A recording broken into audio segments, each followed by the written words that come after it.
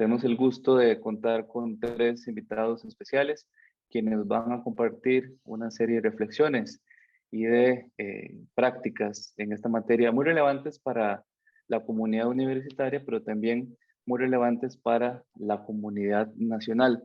Quisiera, en primer lugar, darles una cordial bienvenida en nombre de la Cátedra en Derechos Humanos que coordino en la Escuela de Relaciones Internacionales, extendiéndole en particular un cordial saludo al cuerpo docente que nos acompaña, a estudiantes, a la comunidad universitaria, por ejemplo, en particular, pero también el público general.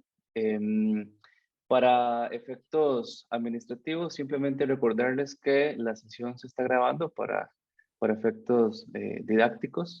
La sesión luego se va a compartir por medio de la página de Facebook de la Escuela de Relaciones Internacionales.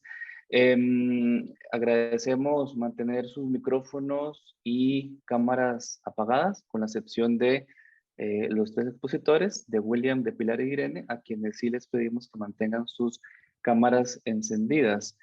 Durante la sesión, ustedes pueden compartir sus preguntas o comentarios o inquietudes en el chat que tenemos habilitado en la plataforma Zoom, pero también durante el periodo de preguntas y respuestas, más adelante, luego del conversatorio, ustedes también tienen la posibilidad, si lo tienen a bien, de levantar sus manos, inclusive podemos habilitarles sus micrófonos, si tienen alguna consulta puntual, que esperamos que tengan varias para nuestros invitados en esta ocasión.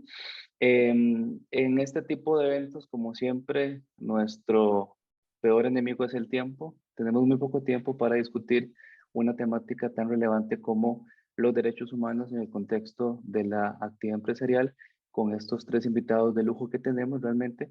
Pero bueno, en todo caso esperamos que en esta hora y 40 minutos podamos tener una conversación bastante fructífera. Y es que justamente este año, el año pasado, se está celebrando a nivel internacional básicamente una década desde que se adoptaron en el marco de Naciones Unidas los principios rectores de Naciones Unidas sobre las empresas y los derechos humanos, un cuerpo jurídicamente no vinculante, pero que aún así ha sido fuente de inspiración, utilizado por muchos países, incluido el nuestro, Costa Rica, para el diseño de políticas públicas, de proyectos y todo tipo de acciones en la materia.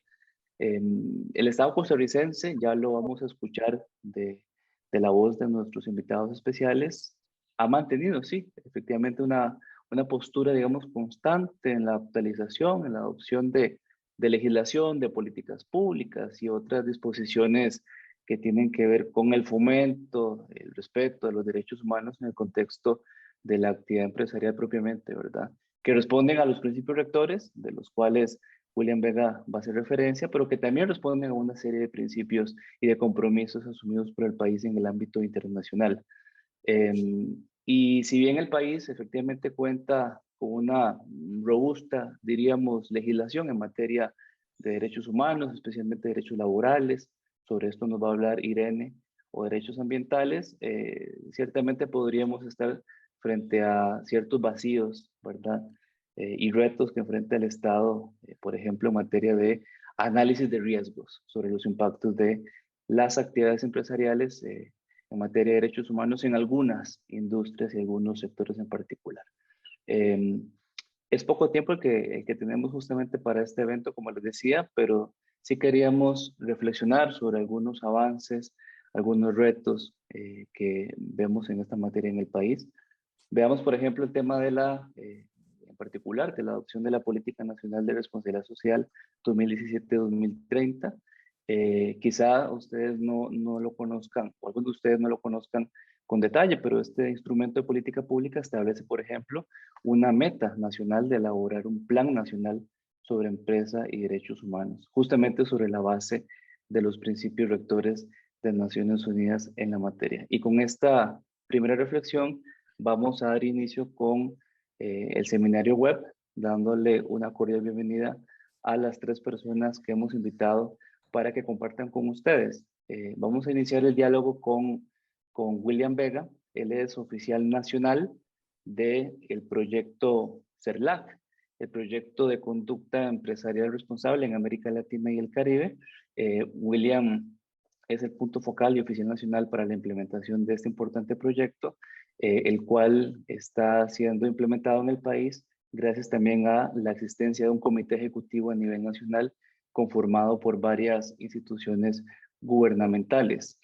Queríamos iniciar, William, esta primera reflexión con, digamos, trayendo a la discusión algunos de los principales estándares internacionales. Ya yo mencioné en el preámbulo el tema de los principios rectores de Naciones Unidas, pero quizá preguntarte en primer lugar cuáles son, digamos, estos estándares internacionales que existen en la materia para entender, digamos, esta compleja relación entre los derechos humanos en el contexto de la actividad empresarial. Esto, digamos, en primer lugar. Y quizá aprovechar esta primera intervención tuya también para que puedas compartir con la audiencia y con base en la experiencia del proyecto CERLAC, ¿cuál ha sido, digamos, cómo ven ustedes un poco la implementación de los principios rectores en el país? Un poco también este análisis de coherencias entre políticas públicas, ¿verdad? De repente contar algunos avances relevantes puntuales que tengan que ver con el pilar 1 y con el pilar 3, ¿verdad? Pero bueno, ya tendrás la posibilidad de explicarle a la audiencia en qué consisten estos principios rectores. Muchísimas gracias nuevamente a todas y a todos y sin más preámbulo, William, te cedo unos 20 minutos para esta primera intervención. Muchas gracias. De acuerdo. Muchísimas gracias al profesor Juan Carlos y bueno, un saludo a las demás panelistas, a Pilar y a Irene.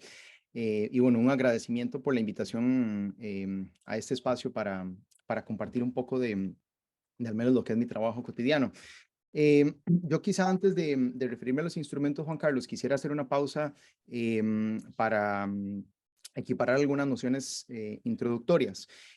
Cuando hablamos en general del tema de las empresas y los impactos que tienen en materia de derechos humanos, existen varios paradigmas vigentes, no solo en nuestro país, sino también a nivel global. Muchos de ustedes estarán familiarizados y familiarizadas con el tema de responsabilidad social empresarial, por ejemplo, o con el tema de la responsabilidad social corporativa. Y más o menos desde hace unos 10 años para acá, como bien señalaba el profesor Juan Carlos, se suma una noción adicional que es la de conducta empresarial responsable, que tiene algunos elementos semejantes con lo que tradicionalmente conocemos como responsabilidad social empresarial, pero sí es importante diferenciar ambos paradigmas. Cuando hablamos de responsabilidad social empresarial, generalmente hablamos de acciones por parte de las empresas que muchas veces son consideradas de carácter filantrópico, pero que no necesariamente están vinculadas a los impactos que generan a los derechos humanos, sino que son actividades voluntarias que las empresas, por su comprensión o por la forma como están integradas, incorporadas a la sociedad, deciden llevar adelante. Pero cuando hablamos de la conducta empresarial responsable, y eso quizás es importante para marcar un poco la cancha de la conversación de hoy, hablamos de una serie de instrumentos internacionales. El profesor mencionaba o nos adelantaban los principios rectores de Naciones Unidas sobre empresas y derechos humanos, que es quizá el cuerpo, uno de los principales cuerpos normativos que existen en el derecho internacional actualmente, pero se suman también a los principios rectores de Naciones Unidas otros estándares, como por ejemplo las líneas directrices de la OCDE para empresas multinacionales, sobre las cuales probablemente Pilar nos va a comentar un poco más adelante, y diversos estándares también y declaraciones de la OIT en materia también de empresas multinacionales. Entonces, cuando hablamos de conducta empresarial responsable, nos vamos a referir a este marco de estándares, ¿verdad? Que son los estándares que hoy por hoy existen en esta materia. Algo importante es que, a pesar de que los principios rectores son una declaración y por ende no son vinculantes como otros tratados internacionales, o sea, no son de acatamiento obligatorio para los estados, sí han sido incorporados por una gran parte de la comunidad internacional de estados. Entonces han adquirido, a partir de esa amplia aprobación de los estados, pues un gran peso, un importante peso a nivel internacional, y América Latina ha sido una de esas regiones en donde ha impregnado particularmente el impulso de los principios rectores, en parte pues por las relaciones comerciales que tiene América Latina, pero también por otros desarrollos en materia de derechos humanos. Pero algo importante, y aquí voy a empezar a hablar un poco más de los principios rectores, que es por lo menos el ámbito en el que yo trabajo. Los principios rectores no son, como se suele decir, una normativa nueva, sino que son de alguna forma una sistematización de diversos estándares de del derecho internacional de los derechos humanos. Más adelante me voy a referir un poco a los pilares de los principios, pero Lo cierto es que los principios forman parte ya de un cúmulo de principios y estándares que existían en el derecho internacional desde muchísimo tiempo atrás, como por ejemplo las obligaciones internacionales de los estados, en particular las obligaciones de protección y de garantía, que se encuentran establecidas en los pilares, en el pilar 1, en el que me voy a referir un poco más adelante, o por ejemplo el estándar internacional de derechos humanos de reparar una violación a los derechos humanos, que eso es un estándar que es transversal al derecho internacional de los derechos humanos y es en sí un derecho también, y es el derecho a ser reparado cuando uno considera que un derecho humano ha sido lesionado. Entonces es importante mencionar esto, que los principios rectores no son una normativa. Un momento, voy a cerrar un. Ya está. No son estándares nuevos, como se suele decir, sino que son una sistematización o una nueva forma en la que se han presentado ciertos estándares que ya existían a nivel internacional. Algo importante es que estos tres estándares constituyen una alineación de estándares que han ido evolucionando a lo largo del tiempo y se han ido complementando. Pero cuando hablamos de principios rectores, estándares de la OIT y líneas directrices de la OCDE, lo que sí podemos decir es que los tres instrumentos son un marco común para todas las empresas. En su origen, estos estándares estaban muy referidos a empresas multinacionales, pero en la actualidad se comprenden que son estándares aplicables para cualquier tipo de empresas, independientemente de su ubicación, de su magnitud o de la actividad a la que se dediquen. Los tres estándares tienen una comprensión compartida del impacto. Eso quiere decir que el estándar de empresas en estos tres tratados gira en torno a la noción del impacto que tienen las empresas sobre sus actividades y no, como decíamos originalmente, decisiones de carácter filantrópico que eran las que regían en el paradigma de la responsabilidad social empresarial. Los tres instrumentos también plantean la debida diligencia en materia de derechos humanos, que de esto voy a profundizar en un par de minutos, pero la debida diligencia en derechos humanos se entiende como un mecanismo preventivo que le permite a las empresas identificar sus impactos, mitigarlos o prevenirlos y tomar medidas también para reducir pues estos impactos. Entonces, los tres instrumentos tienen una comprensión común del impacto que es afrontada a partir de procesos de debida diligencia o a través de procesos de debida diligencia. Los tres instrumentos también establecen la responsabilidad de las empresas a través de toda su cadena de valor y de suministro. Y esto quiere decir que no vamos a entender el impacto de las empresas únicamente dentro del marco delimitado de esa empresa como tal, sino que está extendido a sus redes, río arriba o río abajo. Y esto implica que yo tengo que revisar mi impacto más allá de mi propia actividad empresarial. Entonces, por ejemplo, con los clientes tengo que revisar mis impactos o, por ejemplo, con mis proveedores de bienes y servicios. Y finalmente, otro de los elementos comunes a estos tres estándares, y esto es algo también en lo que va a profundizar un poco Pilar más adelante, pero los principios rectores requieren a los estados establecer todas las medidas a su alcance para generar diversos mecanismos de acceso a reparaciones. Entonces, acá los principios rectores hacen toda una categorización de los diversos mecanismos de acceso a reparaciones, pero establecen que los estados deben procurar tener mecanismos estatales judiciales, y ahí en el caso nuestro costarricense, pues el mecanismo estatal judicial por excelencia es el sistema judicial, pero también llama a que existan otros mecanismos de carácter no estatal que también pueden ser judiciales, o incluso mecanismos extrajudiciales que nos permiten acceder a diversos mecanismos de reparación.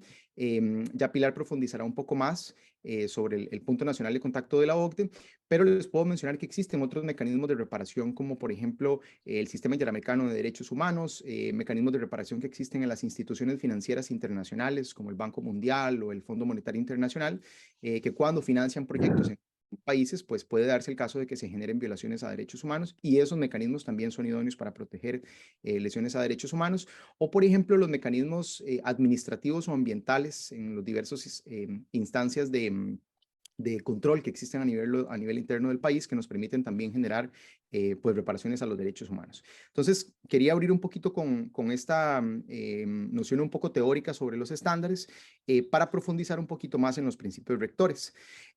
Cuando hablamos de impacto de empresas, partimos del supuesto de que las empresas generan un impacto positivo y un impacto negativo. El impacto positivo es en general el motor económico, la generación de riqueza, la promoción de la innovación, la contratación de personas, por ejemplo, la generación de trabajo, y los principios rectores llaman a que las empresas maximicen estos impactos positivos en la sociedad, pero también llaman a las empresas a detener los impactos negativos. Y es sobre los impactos negativos que versan los principios rectores.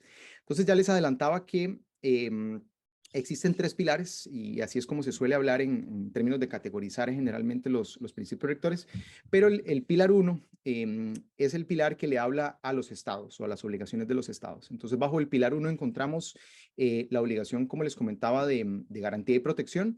Y en términos generales, los pilares llaman a los estados a normar o a arreglar o a establecer, digamos, normas que pueden ser de carácter legal o constitucional, pero en el fondo lo que busca esta regulación es establecer formas normativas de impregnar los principios rectores dentro del ordenamiento jurídico, ¿verdad? Recordemos que los principios rectores, al no ser un tratado internacional vinculante, no tiene mecanismos para obligar al Estado, ¿verdad? Es de acatamiento voluntario.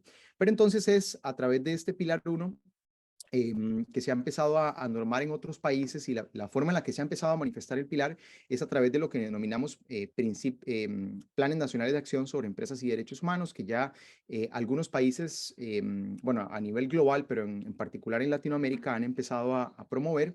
Y algo importante es que los planes nacionales de acción lo que permiten es hacer esa bajada de los principios rectores, ¿no? En diferentes normativas o políticas públicas.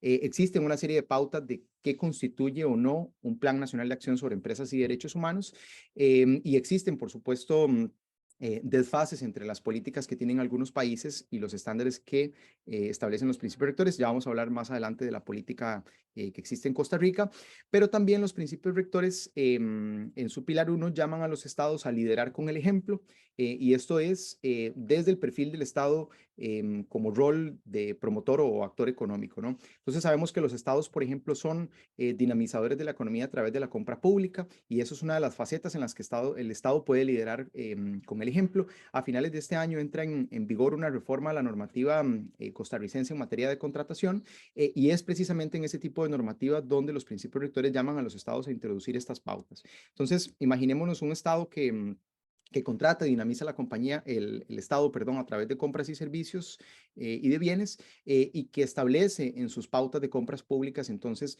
normativas sobre cómo quiere que las empresas le den sus servicios. Entonces, la compra pública se constituye como un mecanismo para, de alguna forma, modular la producción de bienes y servicios en un país, y que finalmente solo las empresas que cumplan con determinadas pautas puedan contratar con el Estado. O pensemos, por ejemplo, en las empresas de propiedad estatal que existen en Costa Rica. Independientemente de la definición por la que entendamos que es una empresa de propiedad estatal, en el proceso de Costa Rica de ingreso a la OCDE se catalogaron 13 instituciones costarricenses como empresas de carácter estatal. Esto es que el capital es propiedad del Estado, ¿verdad? Existe esta virtualidad donde el Consejo de Gobierno es el propietario de las acciones de estas empresas.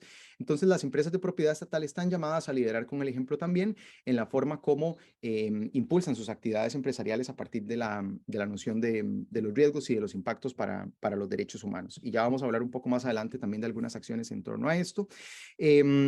Pero acá ya voy a conversarles un poco más.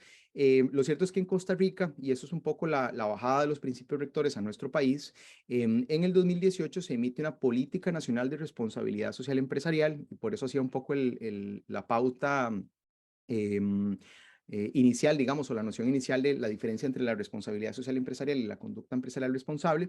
Tenemos esta política de responsabilidad social empresarial que no necesariamente aborda o implementa todos los alcances de los principios rectores de Naciones Unidas sobre empresas y derechos humanos, pero es el esfuerzo que ha existido por lo menos a nivel nacional.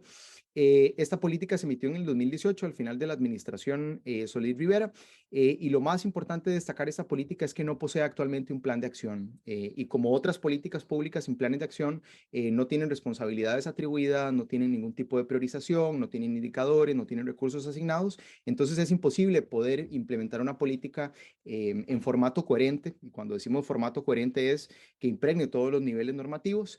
Entonces esa política está ahí, fue emitida hace 4 años, y hay ya pues ciertas discusiones sobre si esa política responde o no a los compromisos actuales de Costa Rica, en particular los de la OCDE, ¿verdad? Yo les hacía esta distinción entre el grado vinculante de los principios rectores porque lo cierto es que al ingresar Costa Rica a la OCDE ya hay una serie de lineamientos que en su origen eran recomendaciones, ¿verdad? Pero que al ingresar Costa Rica a la OCDE, pues estos nuevos estándares empiezan a impregnar el ordenamiento jurídico, y a partir de normativas ya secundarias como leyes y reglamentos empiezan ahora sí a impactar con carácter vinculante la normativa nacional. Em, el segundo pilar del que les quería hablar era el de la responsabilidad de las empresas, y aquí los principios rectores cambian la connotación del pilar. Si a los estados le hablaban con una connotación de obligación, a las empresas le hablan con una connotación de responsabilidad. Y recordemos que la noción de responsabilidad es posterior al acto, ¿verdad? Se deriva cuando se genera o no una violación. Entonces, los principios rectores básicamente le piden a las empresas abstenerse de infringir derechos humanos en primera instancia, ¿verdad? El mínimo, digamos, que se le requiere a las empresas es no viole derechos humanos, pero la forma en que el Pilar 2 le pide a las empresas que materialicen esta responsabilidad es a través de los procesos de debida diligencia en derechos humanos.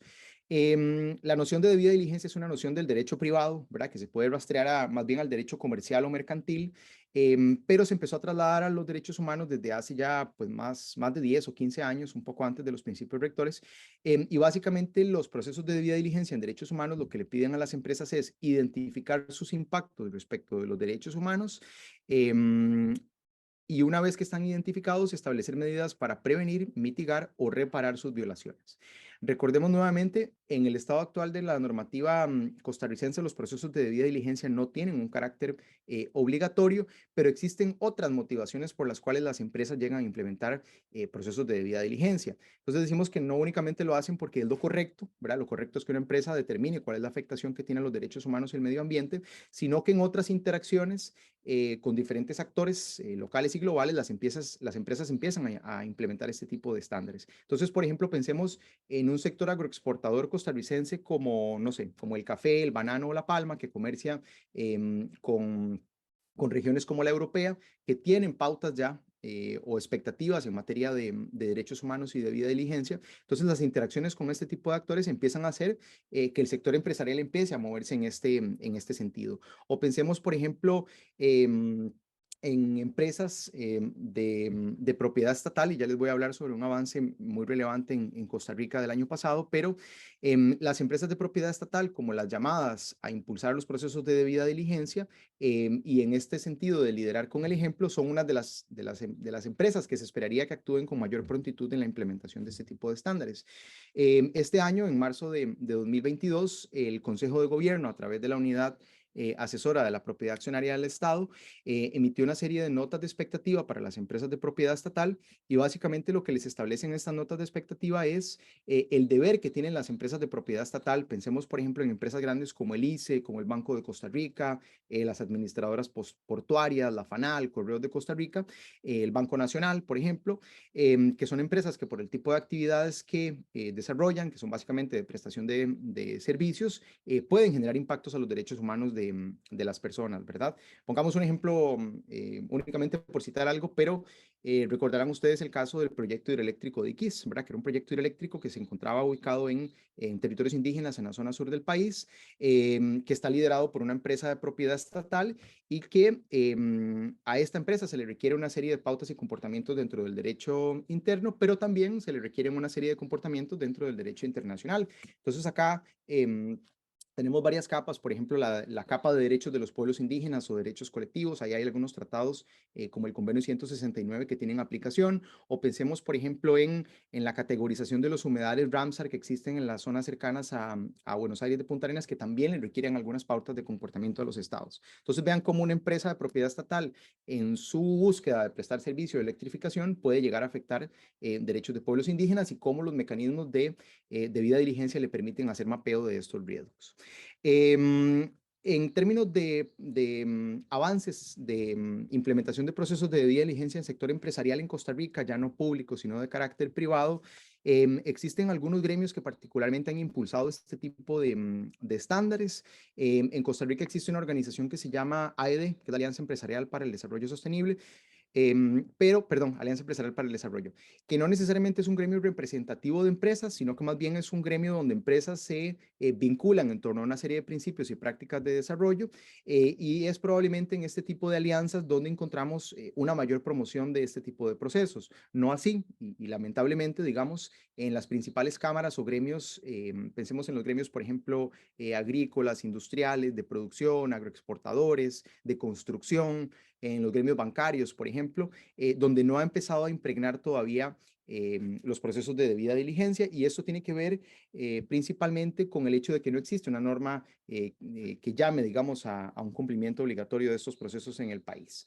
Y finalmente, en el tercer pilar, que es el pilar de acceso a mecanismos de reparación, que aquí no me quiero detener mucho porque es lo que sé que va a profundizar Pilar, pero digamos, existe el sistema judicial, que es el mecanismo de reparación por excelencia. Si yo soy víctima de una violación a los derechos humanos, yo puedo acudir a la materia civil, o puedo acudir a la materia penal, o puedo acudir, por ejemplo, a las instancias de reparación administrativas, por ejemplo, el tribunal administrativo, o por ejemplo el tribunal ambiental.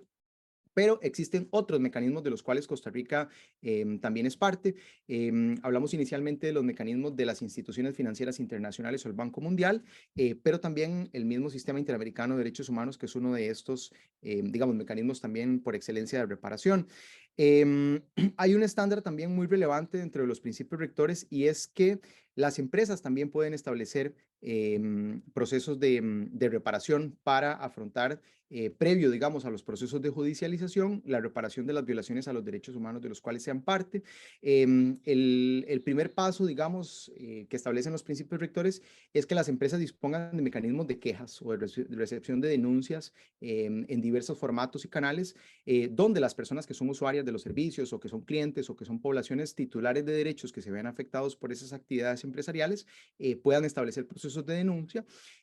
Pero lo cierto es que al menos en este tipo de mecanismos de reparación, las experiencias son muy pocas, no solamente en nuestro país, sino también en la región latinoamericana, y es básicamente el hecho de que las empresas todavía no han empezado de forma sistemática a establecer estos tipos de procesos de reparación, sino que generalmente pues se espera que se activen los procesos de reparación tradicionales, ¿no? Entonces, esto era un poquito lo que quería compartir de entrada, pero sí, importante mencionar eso, ¿verdad? Que en Costa Rica existe esta política, que aunque no podemos en este espacio catalogarla de si cumple o no los principios rectores, sí obedece un paradigma previo, que es un paradigma de la responsabilidad social y que está muy enfocado en el tema filantrópico. Esta política tampoco es clara en la expectativa del Estado respecto de las empresas, de los procesos de debida diligencia, ¿verdad? Entonces, al existir ese carácter etéreo o no tan preciso, es donde las empresas pues no tienen una claridad de la expectativa del Estado. El año pasado se emitió la que creo que es la primera política pública en Costa Rica que menciona la conducta empresarial responsable como un enfoque, y es la política de género del sector cafetalero que emitió el año pasado el Instituto Costarricense el ICAFE, perdón, que es una de las primeras políticas en mencionar la conducta empresarial responsable como un enfoque, pero tampoco establece medidas específicas de qué implica que sea un enfoque de la política. Quizá para cerrar, si quisiera comentar que el ingreso de Costa Rica a la OCDE definitivamente ha sido la principal palanca, si lo podemos decir así, para la implementación de los principios, y es que en la medida en que las líneas directrices de la OCDE y los principios rectores están también alineados y son coherentes, pues el ingreso de Costa Rica a la OCDE ha hecho, por ejemplo, que se concreten ciertos avances como el que les mencionaba, por ejemplo, en materia de empresas de propiedad estatal. Entonces, quizá me quedo hasta aquí, Juan Carlos, y tal vez ahondamos después en la sección de intercambios y preguntas. Perfecto, William. Muchísimas gracias por esta presentación que resultó ser mucho más que una introducción. Efectivamente, has tocado temas muy relevantes en esta materia, como por ejemplo la evolución justamente de los conceptos, ¿verdad? Lo que decías de la evolución del concepto inclusive de conducta empresarial responsable. Y eso tiene que ver también con las nuevas dinámicas globales y nacionales. Hoy en día ni siquiera hablamos, o los expertos ni siquiera hablan de responsabilidad social, hablan de sostenibilidad, por ejemplo, ¿verdad? Pero también has mencionado, has aterrizado bastante bien cómo, digamos, un marco global jurídicamente no vinculante, como son los principios rectores, se están adecuando y adaptando a las realidades del país, en particular lo que mencionas de las notas de expectativa que fueron adoptadas este año, a inicios de este año, dirigidas a empresas propiedad del Estado. Justamente tenemos, ahora que mencionas el tema del ICE, creo que tenemos como parte de la audiencia un par de funcionarios del ICE que a lo mejor tengan alguna consulta o comentario que hacerle al respecto más adelante. Con relación al tema de la política de responsabilidad social, Sí, podemos también abordar ese tema más adelante en el segmento del conversatorio. Ya por ahí nos llegó un comentario de la colega Ivonne Hernández, justamente que apunta a uno de esos retos que ya vos mencionabas en torno a las debilidades que pueda tener la política nacional de responsabilidad social. Interesante lo que mencionas de que los principios rectores fueron concebidos originalmente como un documento en algún momento para empresas grandes, multinacionales, ¿verdad? Pero que justamente en la actualidad entendemos que los principios rectores superan esa visión y justamente quería contarles para que tomen nota, quienes están interesados en la materia, justamente hace un año, menos de un año, el Instituto Interamericano de Derechos Humanos lanzó una guía sobre debida diligencia en materia de derechos humanos para pequeñas y medianas empresas. Entonces, para que ustedes vean que este no es un tema que atañe únicamente, digamos, a los grandes conglomerados transnacionales. Y lo que mencionan sobre, efectivamente, sobre planes nacionales de empresa y derechos humanos, pues por ahí esa puede ser una ruta, pero a lo mejor no es la única, pero ciertamente hay un compromiso del país, ¿verdad? Con la adopción de la política pública en responsabilidad social en este sentido. No voy a ahondar en los temas judiciales y no judiciales porque yo creo que ya lo has mencionado muy bien en esta recapitulación y con esto más bien le daría el pase a nuestra segunda invitada especial, Pilar Porras. Ella es asesora de la Dirección de Inversión del Ministerio de Comercio Exterior, del COMEX, pero además, y esto es lo interesante, a Pilar la hemos invitado en su calidad de punto nacional de contacto. Y esta es una figura muy relevante que entra dentro de estas categorías de mecanismos no judiciales, ¿verdad? Muy interesantes con los cuales cuenta el país. Y a propósito de justamente lo que decías, William, del ingreso nuestro a la OCDE, es relevante que en estos espacios dirigidos a la comunidad universitaria y al público en general podamos dar a conocer la existencia y el trabajo de este tipo de mecanismos, ¿verdad? Que no son generalmente muy conocidos por lo menos dentro de la comunidad universitaria.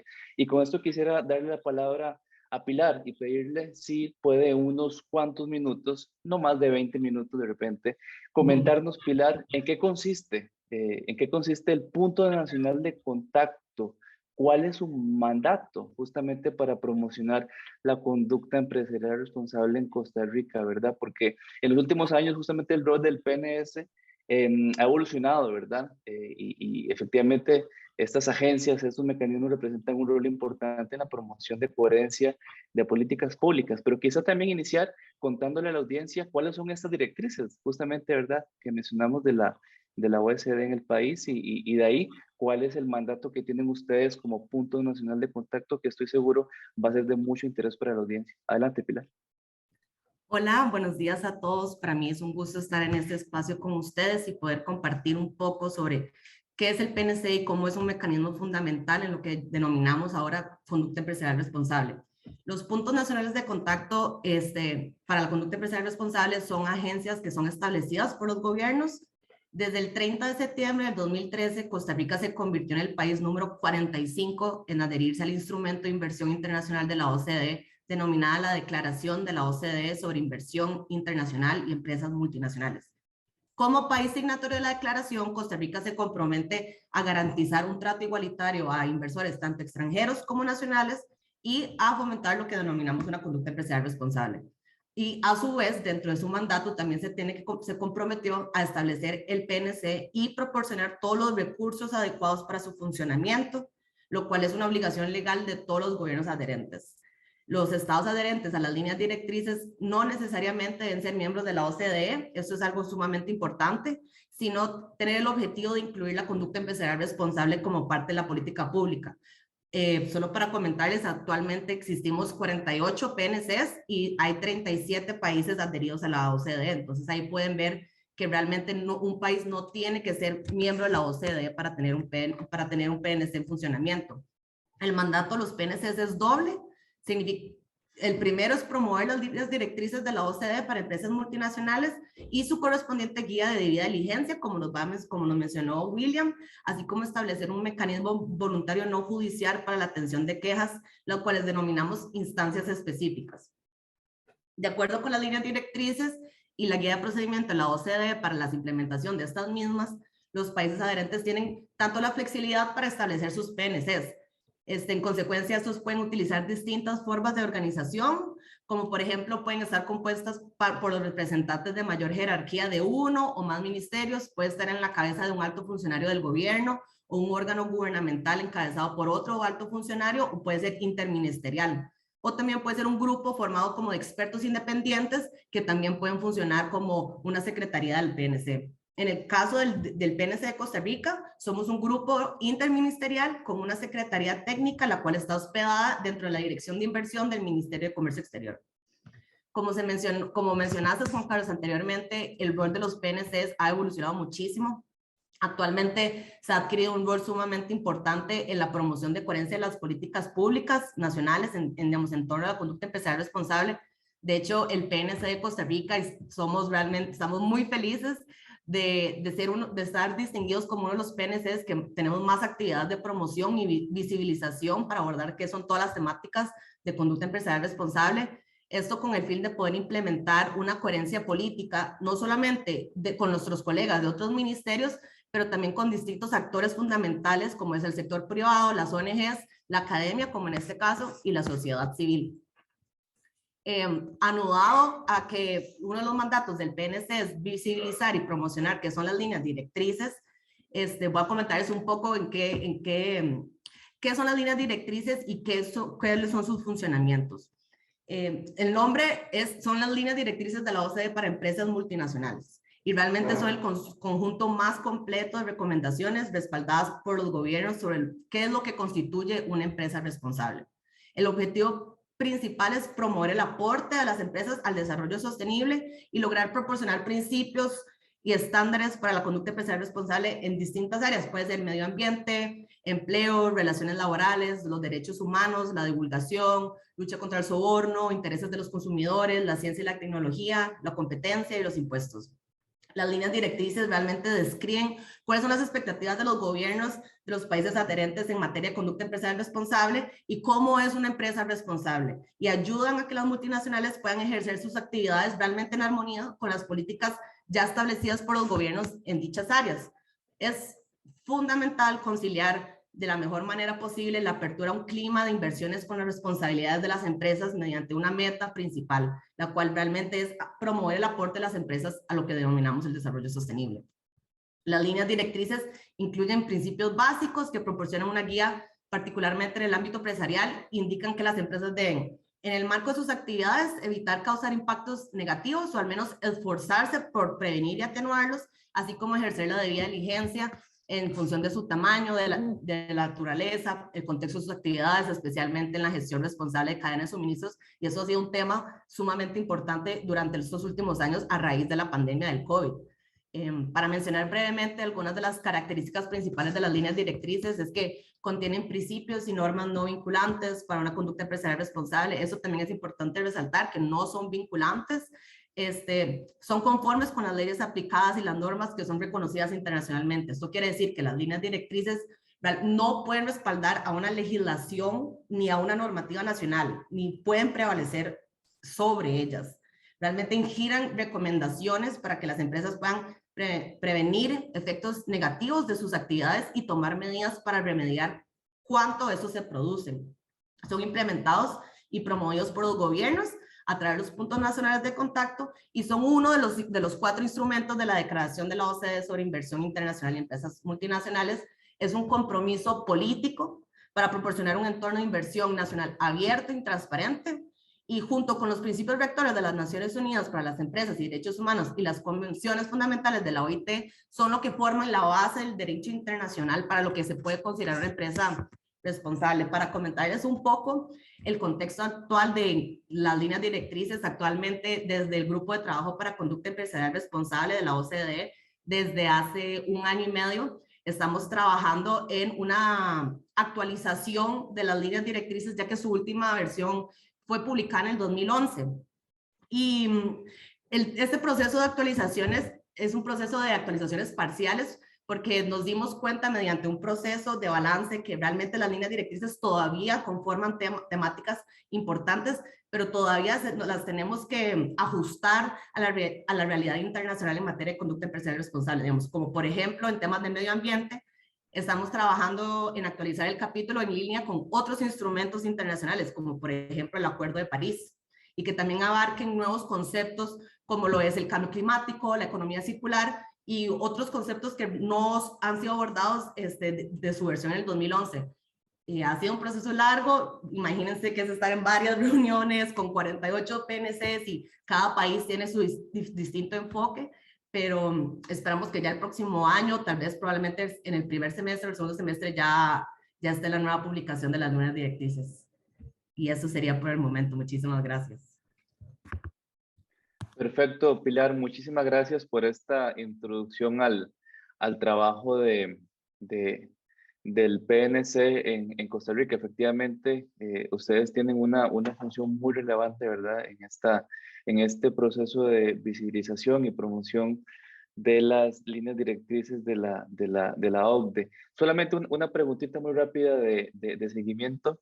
En América Latina, ¿ustedes tienen alguna reunión, digamos, del capítulo América Latina, los PNC o no? ¿O cuando Sí. ustedes se reúnen es global?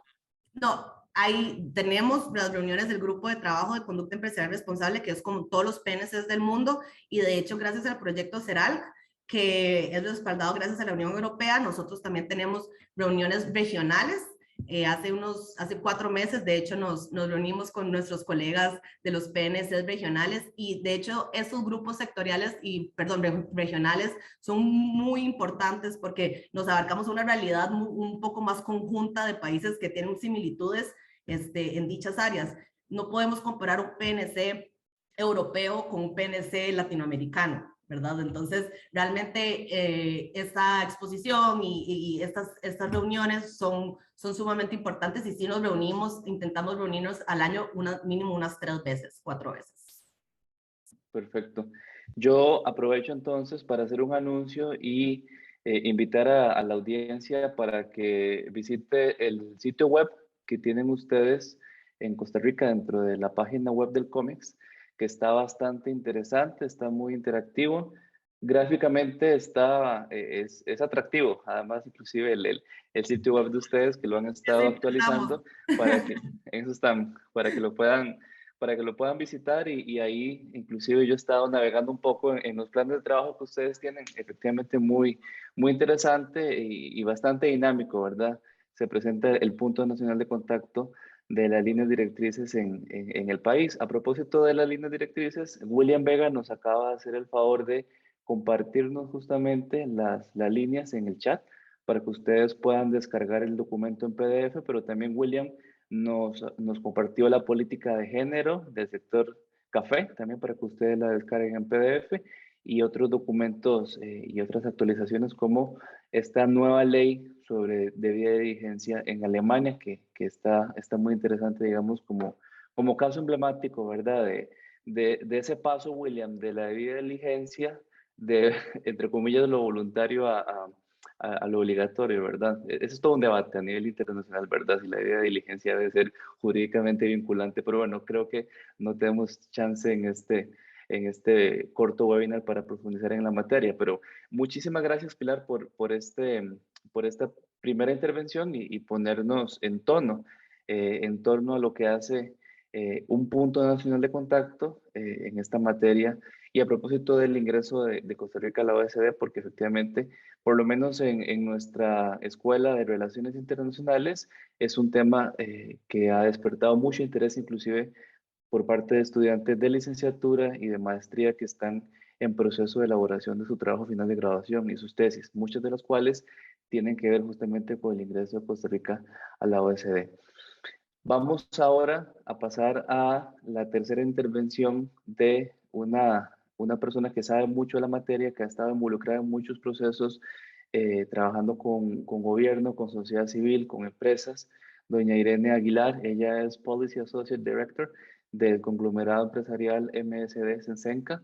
Ella además trabajó también por varios años en BLP, un consorcio de abogados especialistas en materia laboral, y tenemos el gusto de contar con su expertise complementaria a las otras 2 presentaciones desde el punto de vista de justamente la actividad empresarial. Ven ustedes que la primera intervención de William está enfocada en en la implementación de coherencia, políticas públicas y instrumentos internacionales. William siendo el punto focal de un proyecto que implementa Naciones Unidas en el país. Una segunda intervención complementaria de Pilar, ella siendo funcionaria pública, pero siendo además punto nacional de contacto para estas líneas directrices. Y a continuación tendremos una intervención también muy interesante complementaria de la mano de una experta en la materia, quien nos va a brindar una reflexión a partir de su experiencia profesional y personal en la materia. Doña Irene, desde el punto de vista justamente de la responsabilidad de las empresas en materia de derechos humanos, quizá quisiéramos iniciar esta conversación con usted preguntándole con base en su experiencia también y por varios años que usted trabajó en este consorcio de abogados en materia de derechos laborales, ¿cómo, cómo ve usted el tema de la responsabilidad empresarial en materia del respeto a los derechos humanos?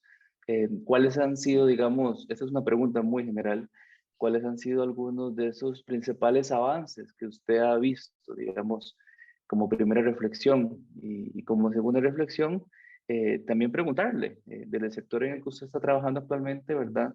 Inclusive otros con los que usted ha colaborado de manera directa o indirecta, si usted también nos puede comentar algunas buenas prácticas y retos en materia de debida diligencia, ¿verdad? Justamente para identificar o prevenir o mitigar impactos en materia de derechos humanos desde el punto de vista de la actividad empresarial propiamente. Yo creo que con su intervención cerramos un primer ciclo, ¿verdad?, de esta materia que sin duda alguna está bastante interesante, digamos, para introducir esta compleja relación a la comunidad universitaria. Doña Irene. Muchas gracias, Juan Carlos, por la introducción y mucho gusto. Bueno, Pilar ya la conocía, y a William, pues mucho gusto, excelentes intervenciones y con esas intervenciones, pues no me voy a referir al derecho internacional de los derechos humanos, que creo que es el gran marco que nos reúne aquí, ¿verdad? Donde ya Costa Rica a través del tiempo se había ido obligando desde todos sus sectores a respetar los derechos humanos en general, ¿verdad? Y bueno, sí, como lo dice Juan Carlos, yo, bueno, mi historia ha sido trabajar en el tema de promoción y educación de derechos humanos durante muchos años y los últimos años estuve a cargo de una práctica que se llamaba Empresa y Derechos Humanos en el bufete BLP Abogados, que es creo que el único bufete que tiene esta práctica ya desarrollada.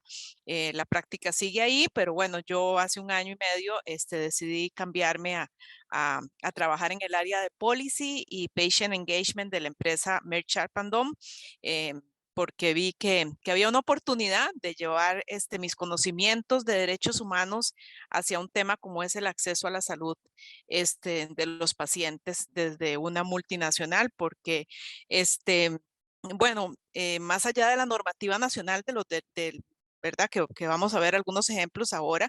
Las Naciones Unidas han establecido los Objetivos de Desarrollo Sostenible. También con estos objetivos, las Naciones Unidas unieron a todos los sectores, ¿verdad?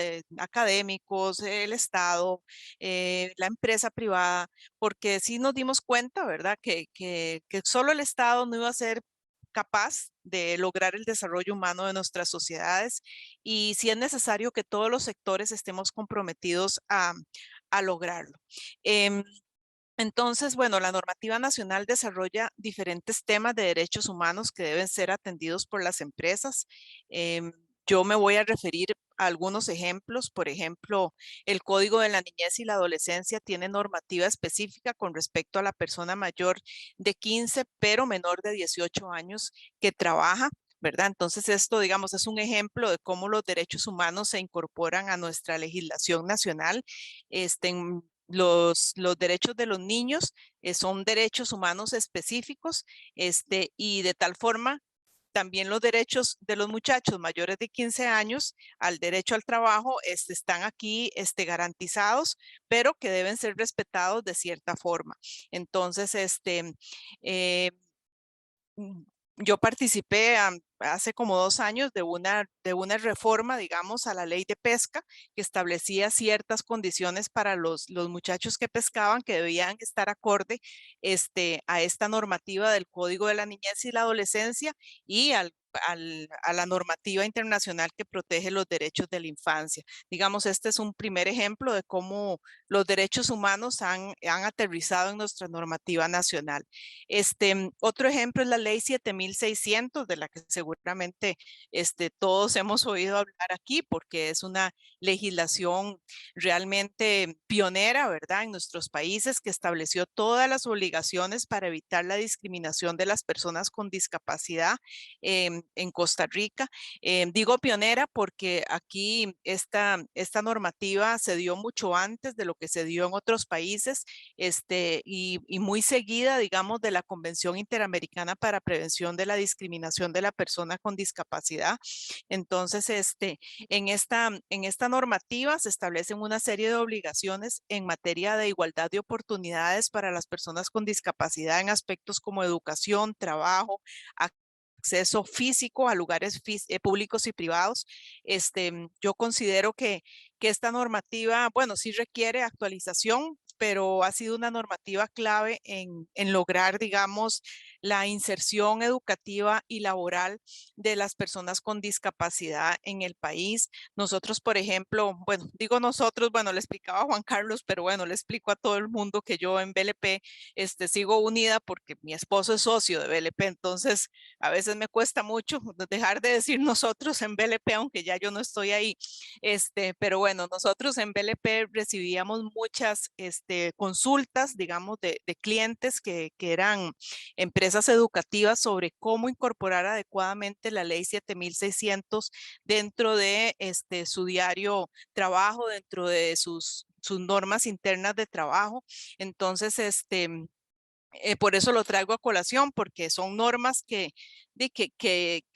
iluminan el camino de nuestra empresa privada en el día a día y que las empresas y clientes de BLP estaban interesados en dar seguimiento y en cumplir con esa normativa, independientemente de que hubiera alguien denunciándolos, ¿verdad? Ellos hacían la consulta previa a que hubiera alguna denuncia, ¿verdad? Porque las empresas pues tienen interés en ser visualizadas como empresas que respetan los derechos humanos.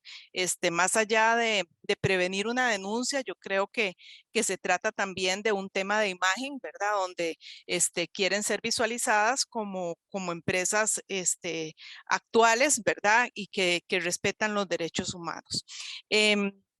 El Código Procesal Laboral establece normativa muy específica en materia de no discriminación en relación con la contratación laboral. Yo creo que esta normativa es una normativa muy fuerte, donde se han establecido muchas obligaciones para las empresas de establecer reglamentos contra el acoso laboral, contra el acoso sexual en la empresa. Y sí, de esto sí recibíamos pues muchísimas consultas en la oficina.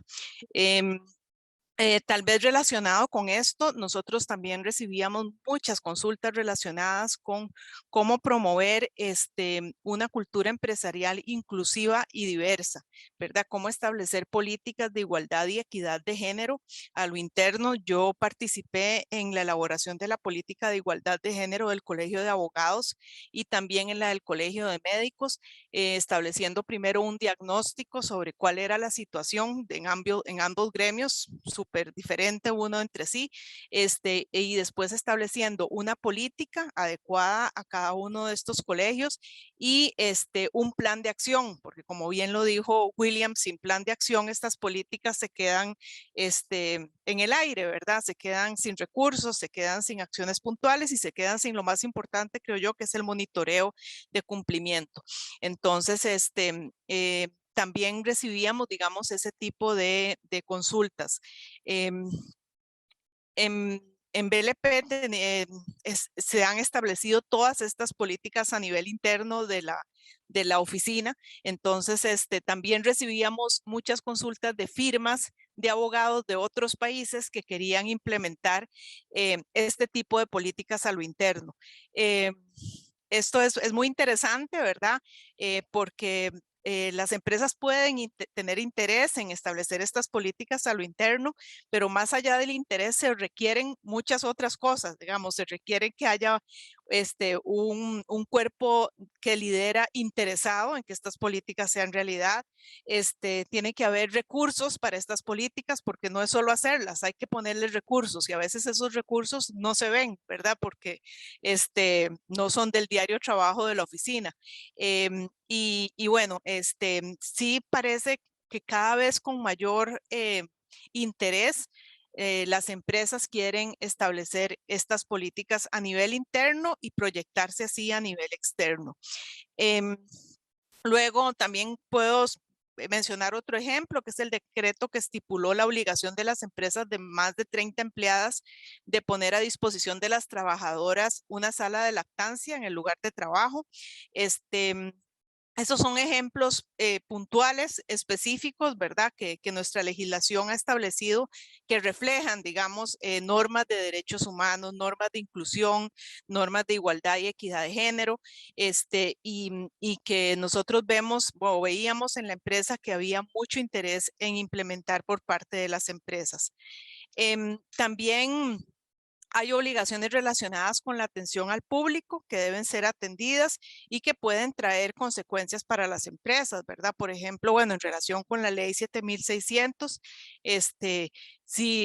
o con relación a la protección de la no discriminación a las poblaciones LGTBI, nosotros también, algunos clientes recibieron denuncias con respecto a ambas situaciones y nosotros pues debimos atenderlas y hacer todo un plan, ¿verdad? Como señalaban los anteriores expositores, para mitigar ese posible riesgo que se había generado, para ir a dar charlas sobre qué significa la discriminación de poblaciones LGTBI, cómo podemos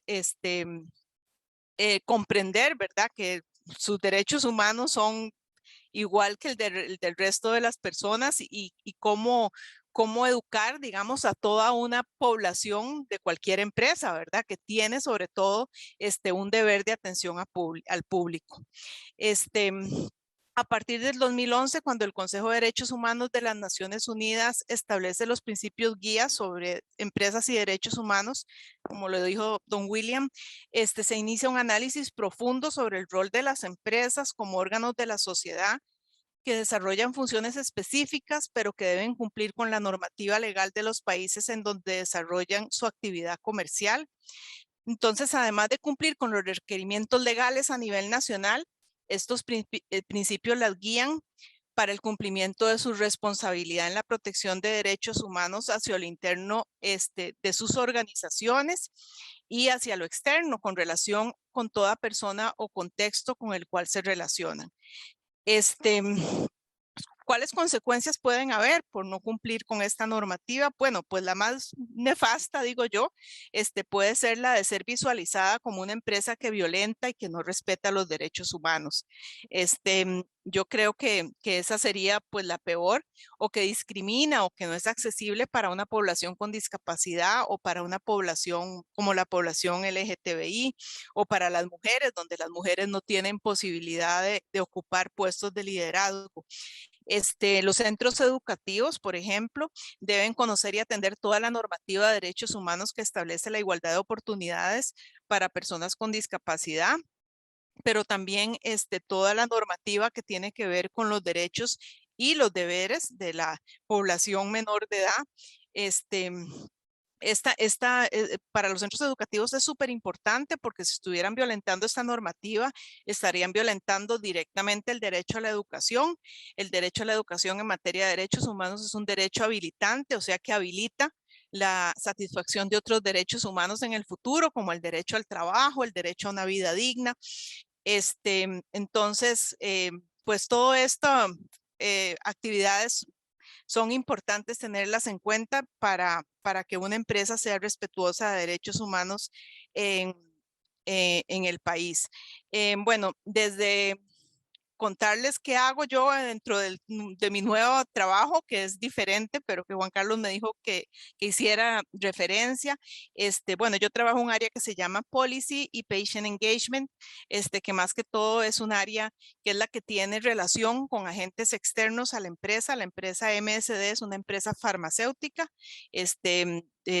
donde sus principales productos son vacunas, la mayoría de vacunas son de la empresa MSD, y también tiene productos oncológicos, de diabetes, hospitalarios, pero bueno, tiene una política muy fuerte sobre el acceso a la salud de los pacientes, tiene normas de compliance, ustedes saben, las empresas farmacéuticas tienen normas de compliance muy fuertes,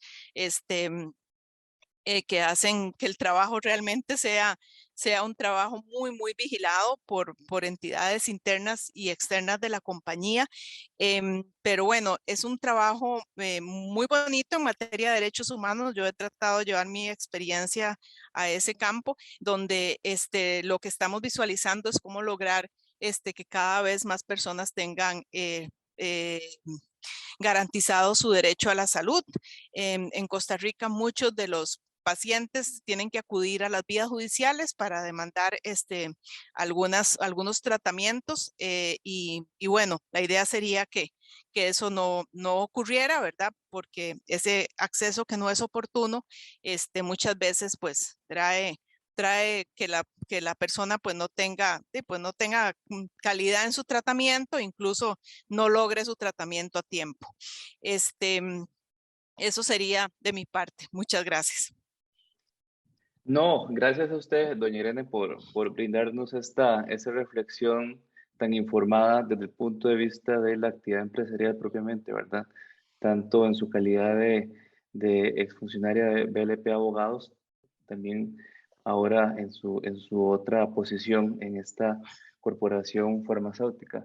Muy interesante cómo usted introduce el tema a partir de los propios ODS, ¿verdad? Porque es nuestro marco de desarrollo a nivel internacional, ¿verdad? Y a propósito de los ODS, aprovecho para felicitar a quienes trabajan con Naciones Unidas, porque justamente hoy se está celebrando el Día de las Naciones Unidas y creo que son, William, no recuerdo, 75 años, 74 años, no recuerdo. En fin, mañana hay una serie de celebraciones presenciales justamente en la Universidad Nacional, coordinadas con la Oficina de la Coordinación Residente de Naciones Unidas. Doña Irene nos daba algunos ejemplos muy concretos con relación a la, digamos, traducción del derecho internacional de los derechos humanos a nivel doméstico a través de la adopción de cierta legislación en la materia. Nos daba algunos ejemplos muy relevantes que tienen que ver con pesca y la protección de ciertos colectivos que podrían estar en condición de vulnerabilidad, como lo es, por ejemplo, la población meta de la ley 7600, ¿verdad? Que este tipo de legislación en Costa Rica de repente lo damos por dado, ¿verdad? Por sentado, pero realmente son grandes luchas y conquistas sociales, ¿verdad? Tener este tipo de legislación avanzada. Lo mismo el tema de cierta normativa que deriva de decretos ejecutivos, como el tema de las salas de lactancia, ¿verdad? Que son pequeñas, grandes luchas, ¿verdad?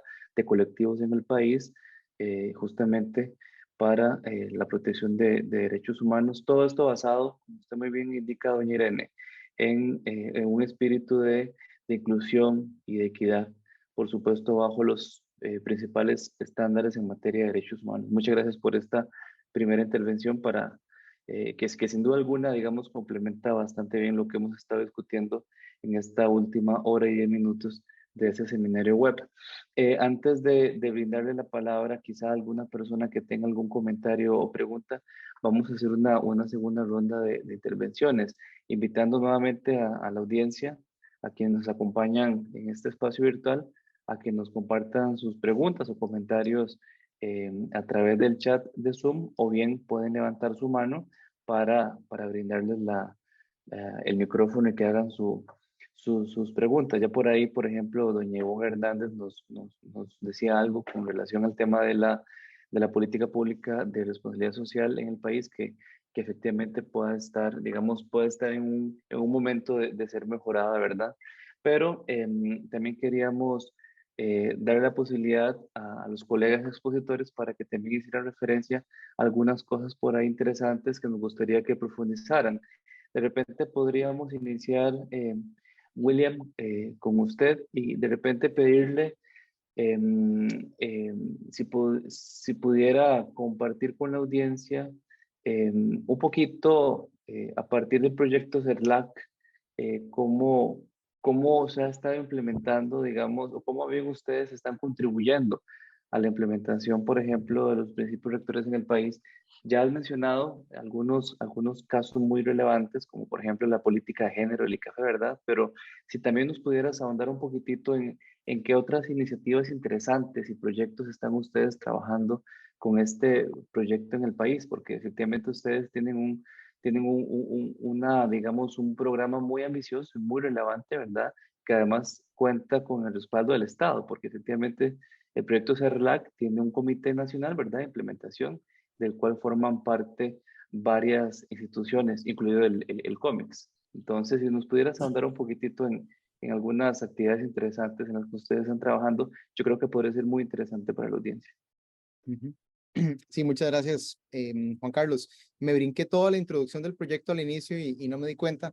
Yo sé que el objeto de la discusión no es el proyecto como tal, pero ayuda a entender también un poco, digamos, cómo se están moviendo las tendencias a nivel internacional. Este proyecto, como bien señala el profesor, es el proyecto de conducta empresarial responsable en América Latina y el Caribe. Se implementa en 9 países de la región, dependiendo de bueno, es financiado por la Unión Europea, eso no lo dije. Entonces se implementa en ciertos países dependiendo de las relaciones comerciales que tengan con la Unión Europea y definitivamente es un proyecto preparatorio para lo que han llamado en algunos lugares el tsunami normativo, ¿verdad? En materia de empresas y derechos humanos y es básicamente esta expectativa de un incremento gradual. Yo les compartí aquí en el chat algunas iniciativas europeas. Ahorita las uno con esta respuesta. El proyecto tiene 3 grandes líneas de trabajo. El primero es el impulso o implementación de los planes nacionales de acción sobre empresas y derechos humanos. Ya lo señalábamos bien en el chat, pero esta política, aunque no cumple necesariamente con los estándares de un plan nacional de acción en empresas y derechos humanos o no con todos los estándares, es la política que existe en Costa Rica y por ende es la norma de carácter público que estaríamos instruidos a seguir. Hay países sudamericanos como por ejemplo Colombia, Perú y Chile que ya tienen un NAP, así se le suele llamar en la jerga, digamos, un Plan Nacional de Acción. Colombia va, por ejemplo, en su segundo plan, ¿verdad? Ya hicieron una revisión de la eficacia de este plan. En nuestra región el proyecto se implementa en 3 países, México, Costa Rica y Panamá, y esto obedece a, digamos, a ciertas características o vínculos comerciales con la Unión Europea o cierta relevancia del tipo de productos y servicios que nosotros generamos. Entonces, en esta primera línea es que el proyecto en su momento apoyó o ha estado apoyando al MEIC, pero por todo el contexto de la pandemia y ciertas priorizaciones internas en temas de atención, el impulso de la política, pues durante la administración pasada, digamos, vamos a decirlo así, descansó un poco la implementación de la política. Como bien señalaba Juan Carlos, este puede ser un momento o una pausa para reflexionar si lo adecuado ahorita es continuar en la implementación de esta política que ya puede actualizarse en términos de estándares y que se puede traer al paradigma actual de Costa Rica, que es el paradigma de la conducta empresarial responsable, precisamente por formar parte de las líneas directrices, como bien señalaba Pilar. Entonces, esta es la primera línea. Se trabaja con instituciones públicas, no únicamente en políticas generales, sino también en políticas específicas. Entonces, por ejemplo, la inclusión del enfoque de género en la política de género del sector café es una acción vinculada directamente al proyecto de conducta empresarial responsable. Ahí, pues, incidimos los colegas de la OCDE y los colegas del Alto Comisionado de Derechos Humanos. El otro impulso que se dio fue también estas notas de expectativa, que también fue una gestión conjunta entre el Alto Comisionado y la OCDE, de generar estas notas de expectativa, que en su momento lo vimos pues como un pequeño avance, pero ya hoy por hoy, después de casi un año de haber iniciado esta gestión, pues se convierte en una de las principales herramientas para requerir a estas grandes empresas de propiedad estatal, ¿verdad? Que en la jerga de empresas y derechos humanos se les suele decir empresas tractor, porque es precisamente empresas que logran digamos, generar efectos de jalado de otras empresas más pequeñas, ¿verdad? Pensemos, por ejemplo, en toda la cadena de suministro del ICE, ¿verdad? Que se provee de bienes y servicios y cómo eso puede impactar a las cadenas de suministro del ICE. Entonces, esta es una acción que desde el proyecto pues impulsamos y que hoy por hoy constituye probablemente la única mención en un instrumento público de que la debida diligencia es obligatoria para una empresa, ¿verdad? Y esto es las empresas de propiedad estatal. Esa es la primera línea de acción. La segunda línea de acción, que también es muy amplia, es la promoción de los procesos de debida diligencia como una herramienta impulsada por los principios rectores. Entonces, en este segundo pilar, Juan Carlos, básicamente trabajamos procesos para fortalecer las herramientas de distintos actores. Entonces, el prioritario es el sector privado, productivo, por supuesto, pero también hemos desarrollado procesos de formación para empresas de propiedad estatal. En su momento, en conjunto casualmente con Pilar, también el Punto Nacional de Contacto, hicimos un proceso de varias sesiones para formar a las empresas costarricenses, instruirles sobre sus estándares e impulsar, digamos, la adopción de medidas concretas. Hicimos un proceso para pueblos indígenas también acá en Costa Rica, particularmente nos enfocamos en el pueblo Teribe, afectado en su momento por el proyecto hidroeléctrico El Liquis, y sobre el cual se siguen varios procesos internacionales, algunos de medidas cautelares, otros, un proceso contencioso contra Costa Rica también, que ya están en el proceso de análisis de fondo en la comisión. Recordemos cómo esto impulsó también la venida reciente del relator de pueblos indígenas, particularmente a la región de Buenos Aires. El segundo relator en venir a conocer un poco el fenómeno del proyecto eléctrico de Iquis, que aunque hoy por hoy está suspendido, recordemos que pues una violación a los derechos humanos que se concretó en su momento puede ser todavía objeto de análisis internacional y de reparaciones incluso, ¿verdad? También hemos generado espacios formativos para organizaciones de sociedad civil, para fomentar sus herramientas, porque recordemos el rol desde el exterior de las organizaciones para requerir al Estado que avance en este tipo de normativas. Esto porque identificamos que uno de los, digamos, de las falencias, por lo menos entre los actores sociales en Costa Rica, es que las organizaciones de sociedad civil todavía no hablan en código de empresas y derechos humanos, ¿verdad? Como literalmente como si esto fuera una suerte de lentes que yo me pongo y analizo situaciones cotidianas bajo los estándares de empresas y derechos humanos. Y recientemente lanzamos también una formación de formadores o un training of trainers en alianza con Pacto Global y AED acá en Costa Rica, y es precisamente para generar capacidades dentro de ciertos actores que ya pues trabajan en esta agenda, ¿verdad? De ahí también, Juan Carlos, hemos impulsado algunas medidas específicas. Actualmente estamos trabajando o asesorando, digamos, en un proceso de cooperación con el ICE y el Banco de Costa Rica, que son probablemente dos de las empresas de propiedad estatal más grandes que existen, precisamente para ayudarles a aterrizar. Esos son uno de los retos más importantes de la debida diligencia. La parte ya práctica, ¿verdad? De implementación de este tipo de estándares, y es, pasamos del convencimiento empresarial de que eso es algo debido y correcto, a cómo implemento yo esto en una institución. Decía usted que aquí están algunos colegas del ICE, pero en una institución tan grande como el ICE, ¿verdad? Y con tantos ramificaciones, digamos, en su cadena de valor en nuestro país. Entonces, esto es un poquito el panorama de las acciones que impulsa el proyecto. Me olvidé de mencionar, también estamos ahorita finalizando un proceso de formación y reflexión con la Defensoría de los Habitantes, porque recordemos que las instituciones nacionales de derechos humanos también tienen un rol, entre esos el de la promoción del acceso a los mecanismos de reparación. Esto ha sido muy enfático el grupo de trabajo sobre empresas y derechos humanos, por ejemplo, en la remisión de casos, por ejemplo, al Punto Nacional de Contacto, ¿verdad? O por ejemplo, la remisión de casos a otros organismos de reparación administrativos y ambientales. Eso lo estamos terminando justamente mañana, y un poco el propósito de este tipo de espacios no solamente es instalar capacidades, sino impulsar que desde estos diferentes actores se concreten los diferentes roles que tienen en esta agenda. Fantástico, William. Primero que todo, muchas felicidades por la cantidad de iniciativas eh, que ustedes están implementando en el país. Muy, muy interesantes todas y sin duda alguna, si bien los instrumentos de política pública pueden ser mejorados, ¿verdad? O no son, digamos, óptimos, algunos que han sido ya mencionados, ciertamente con el proyecto CERLAC se están, digamos, fortaleciendo algunos de estos vacíos, ¿verdad? A través de iniciativas muy concretas y muy puntuales. Hay una pregunta muy interesante que nos hace Judith Alfaro, que de repente yo la dejo abierta para los tres, pero a lo mejor también doña Irene, que conoce mucho la región centroamericana, de repente puedo hacer referencia. Pero antes de hacer referencia o de abordar esta pregunta que nos hacen en el chat, yo quería volver muy rapidito, un minutito con Pilar, porque efectivamente Siendo que el Punto Nacional de Contacto es una agencia gubernamental, Pilar, quería, digamos, preguntarle cuáles han sido, digamos, algunas buenas prácticas concretas que el Punto Nacional de Contacto ha apoyado en términos de la integración de las recomendaciones que derivan de las líneas directrices de la OCDE en el país, ¿verdad? Un poquito como para darle una visión práctica más allá de la teoría a la audiencia, ¿verdad? Creo que sería muy interesante, digamos, esa función práctica del Punto Nacional de Contacto en el país. Sí, gracias, Juan Carlos, por la pregunta. Desde el PNC nos hemos enfocado nuestros esfuerzos con varios aliados claves. Uno de ellos es la promotora de comercio exterior, Procomer, específicamente mediante la marca País, Esencial Costa Rica, que probablemente la mayoría de ustedes conoce. Costa Rica trabaja continuamente para posicionar al país como un socio importante para todas las empresas que necesitan abastecerse de materias primas, productos o que sean servicios responsables, y para aquellas que buscan un adecuado lugar para la inversión de calidad y una inversión con propósito, como lo denominamos nosotros. Mediante la promoción de la conducta empresarial responsable y los principios de debida diligencia, las empresas costarricenses que obtienen Esencial Costa Rica, garantizan que representan todos nuestros valores: excelencia, sostenibilidad, innovación, progreso social y origen costarricense.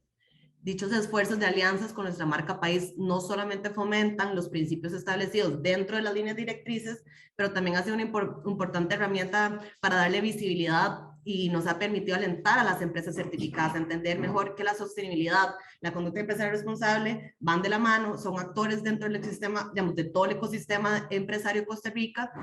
Y algunas personas, ya he hablado sobre este tema varias veces y me han preguntado, entonces, ¿es el PNC el que otorga digamos, que una empresa es esencial? No, realmente es solamente un mecanismo de vinculación importante para que el PNC pueda empezar ciertas conversaciones con las empresas que son certificadas marca País en mecanismos de diálogos para fomentar la visibilidad dentro de la temática. Otra buena práctica que podría resaltar es que dentro de nuestras actividades de promoción del PNC también somos invitados a los reportes de sostenibilidad de algunas de las multinacionales más grandes que operan en el país. Y esto también nos ha ayudado a evidenciar cuál ha sido el constante crecimiento en materia de conducta empresarial responsable en el país, pero también establecer mecanismos de diálogos con las empresas para poder seguir apoyándolos en cómo adoptar las líneas directrices ante sus reportes de sostenibilidad anuales, que también hemos visto que durante los últimos años han estado creciendo y realmente son mecanismos fundamentales en materia de conducta empresarial responsable. Y también para poder meter dentro de la práctica, mantener una cadena de suministros responsables. Y estos esfuerzos han logrado promocionar qué son las líneas directrices de una manera muchísimo más práctica en la comunidad empresarial del país. Los espacios de promoción mediante distintos mecanismos han sido fundamentales para también aumentar la visibilidad del PNC y también complementar las buenas prácticas que ya son resaltadas en las líneas directrices, y esto ha generado buenos espacios de diálogos y poner en marcha todas estas prácticas. Dado que los PNCs cada vez son organismos más fundamentales para representar lo que es la conducta empresarial responsable, eso hace una guía correcta para conllevar lo que podemos decir en un desarrollo económico, inclusivo y sostenible. Perfecto, Pilar. Con esta intervención tuya yo creo que queda bastante claro, digamos, cuál es la función integral que tiene un punto nacional de contacto de las líneas directrices en el país. Muchísimas gracias. A final de cuentas, como dices, es un tema de desarrollo, efectivamente, ¿verdad? Hay una pregunta muy interesante que nos hacen en el chat, que yo la dejaré abierta a los tres, a quien la quiera contestar primero, y tiene que ver con una mirada, digamos, comparativa. Cómo nos preguntan cómo ustedes ven también el tema de la región centroamericana, cómo todos estos principios o marcos regionales se han podido aterrizar o trasladar, digamos, a políticas públicas a nivel centroamericano. Es una pregunta obviamente muy amplia, pero con base en la experiencia de ustedes, ¿cómo ven ustedes la región, digamos, si lo comparamos con Costa Rica? No sé si de repente, como parte del proyecto CERLAC, ustedes tienen algunas otras injerencias en la región, o doña Irene, trabajando con BLP Abogados, que entiendo que es un consorcio también internacional, o estoy equivocado. De repente, ¿ustedes cómo lo han visto? ¿Cómo es este tema en la región? Sí, No sé, doña Irene, gracias. William. Yo me puedo referir tal vez al tema de la incorporación en la normativa nacional de la normativa de derechos humanos. Sí, nosotros en BLP tenemos oficinas, bueno, bueno, ellos tienen oficinas en todo Centroamérica, y realmente, sí. Sí podría uno afirmar que en Costa Rica, no sé, desde la visión de Pilar y William tal vez sea diferente, pero sí hay un avance, más allá en lo que es la incorporación de las normas internacionales de los derechos humanos a las normas internas. Este, en los últimos años se había visto, bueno, por lo menos yo logré ver que seguía trabajando en ese campo, un gran interés de otros países centroamericanos en ya incorporar, digamos, hacer políticas de igualdad de género a nivel nacional, políticas para el acceso a la justicia de la niñez. Yo participé en la política de elaboración del acceso a la justicia de la niñez en el órgano judicial de Panamá. Se hizo todo el proceso de creación de la política, pero la Corte nunca la aprobó, ¿verdad? No aprobó tampoco su plan de acción, ¿verdad? Entonces, yo sí creo que en otros países de Centroamérica también, porque por razones históricas de cómo han evolucionado los derechos humanos y de las luchas sociales que se han tenido que llevar a cabo en esos países, el desarrollo es tal vez más lento, diría yo, y hay más trabajo que hacer para lograr la incorporación en la normativa nacional. Yo creo que hay que hacer una labor más de promoción y educación, digamos, a nivel de las empresas, de que hay tal vez no de las multinacionales que tienen pues todas estas políticas vienen desde su casa matriz, pero tal vez sí de las pequeñas y medianas empresas nacionales, ¿verdad? De cómo su labor tiene que ser más allá de una labor filantrópica, ¿verdad? Estos programas que señalábamos que son de responsabilidad social, pero que son más filantrópicos, ¿verdad? O más sustitutivos de la labor que tiene que realizar el Estado, digamos, terminan desarrollando grandes procesos de educación en tal comunidad, pero si la empresa no los empuja, estos procesos educativos se caen, el Estado tampoco los asume, ¿verdad? Entonces, cómo lograr en otros países de Centroamérica un abordaje, digamos, más integral y más coordinados entre los diversos sectores? Yo creo que es el gran reto en los otros países centroamericanos desde mi punto de vista. Muchas gracias. Don William. Sí, bueno, el proyecto se implementa únicamente en Panamá y en Costa Rica, pero desde luego que mantenemos intercambios con nuestras oficinas en Guatemala, en Honduras, y también son agendas, digamos, ya posicionadas por algunos actores. Definitivamente Costa Rica se distingue de la región, ¿verdad? Se distingue de la región, aunque digamos la comparación con nuestros vecinos puede llevarnos al error, ¿verdad? Porque enfrentan definitivamente contextos muy diferentes. Digamos, en términos de la pregunta que nos hacían aquí en el chat, ¿verdad? Sobre avances y concreción de este tipo de estándares en Centroamérica, todavía queda mucho por hacer, ¿verdad? Y nos vamos directamente a la experiencia costarricense. Nosotros hoy por hoy somos un país parte de OCDE, pero no tenemos, por ejemplo, un plan nacional de acción sobre empresas y derechos humanos, ¿verdad? Que esto, por eso decía que el ingreso a la OCDE de Costa Rica es la palanca definitiva para los principios rectores. Irónicamente, yo que trabajo para el Alto Comisionado de Derechos Humanos, utilizo el argumento OCDE muchísimo más que el argumento de los principios rectores como lo correcto, ¿verdad? Porque finalmente esto es lo que impregna. ¿Y a qué me refiero? Por ejemplo, la determinación de la UAPA, de la Unidad Asesora de la Propiedad Accionaria del Estado, está directamente vinculada con el proceso de Costa Rica a la OCDE. Hay una recomendación de la OCDE de crear esta unidad y además hay una recomendación de impulsar que las empresas de propiedad estatal, entonces digamos, esta bajada por la que nos preguntan acá en el chat, por lo menos en términos de empresas de propiedad estatal, se ha hecho a través de la participación de Costa Rica a la OCDE, ¿verdad? Esto fue una gestión de la administración anterior y todavía queda por monitorear el compromiso del mismo Consejo de Gobierno de monitorear esto semestralmente, ¿verdad? Y le pide a las empresas además presentar un plan de cómo van a implementar este tipo de procesos, ¿verdad? No es únicamente digamos, un enunciado o una solicitud, de hecho yo se los compartí en el chat, sino que está formulado en términos de deber de las empresas, ¿verdad? Y vemos cómo acá los que están teniendo, digamos virtualmente, pero quienes están teniendo el elemento determinante acá son los accionistas de las empresas de propiedad estatal, que son los que finalmente están, ¿verdad? Supongamos que estamos hablando de una empresa privada, los accionistas también tienen la capacidad de direccionar la actividad empresarial, pero en este caso son los accionistas públicos, ¿verdad? Que finalmente son Consejo de Gobierno compuesto por los ministros y ministras y el presidente. Hay otras, digamos, otros vectores de presión para hacer estos estándares vinculantes en el país, ¿verdad? Pensemos en un proyecto de financiamiento a una empresa hidroeléctrica en Honduras, ¿verdad? Donde el Estado pues recibe un financiamiento del Fondo Monetario Internacional, el Banco Mundial, y a la hora de empezar a revisar normativamente todas las salvaguardas que existen, estas entidades financieras observan, por ejemplo, que el país no tiene regulado la consulta a pueblos indígenas y que no tiene regulado tampoco responsabilidad de temas empresariales en materia de derechos humanos. Entonces, las ausencias de estas normativas internas se comportan como un filtro para el avance de estos procesos, ¿verdad? Y hoy por hoy hay muchos proyectos de desarrollo en Centroamérica que están detenidos porque no pueden avanzar, precisamente porque estos organismos internacionales tienen normas que les exigen a sí mismas comprobar que hayan este tipo de normas de derechos humanos. Entonces, por eso les decía que hay diferentes vectores y no solamente la obligatoriedad de la ley o de un tratado internacional empujan este tipo de adopción de iniciativas, ¿verdad?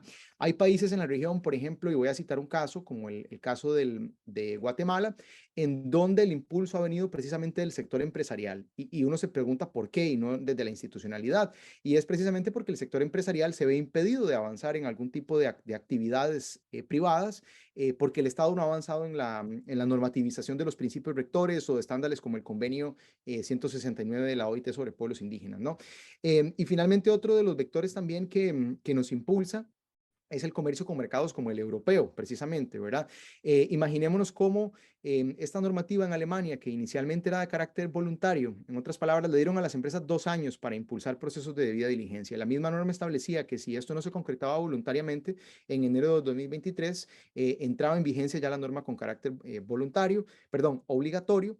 Y obviamente lo que sucedió fue que las empresas, al no tener una norma que les obligaran, no empezaron a hacer esto con carácter sistemático. Entonces pensemos, por ejemplo, en enero de 2023, cuando la normativa de debida diligencia es obligatoria en Alemania, el café que hoy por hoy Costa Rica exporta a Alemania, por ejemplo, por poner uno de los destinos más importantes de comercio de café, ya no va a tener las mismas normas de exportación, ¿verdad? ¿Y a qué me refiero acá?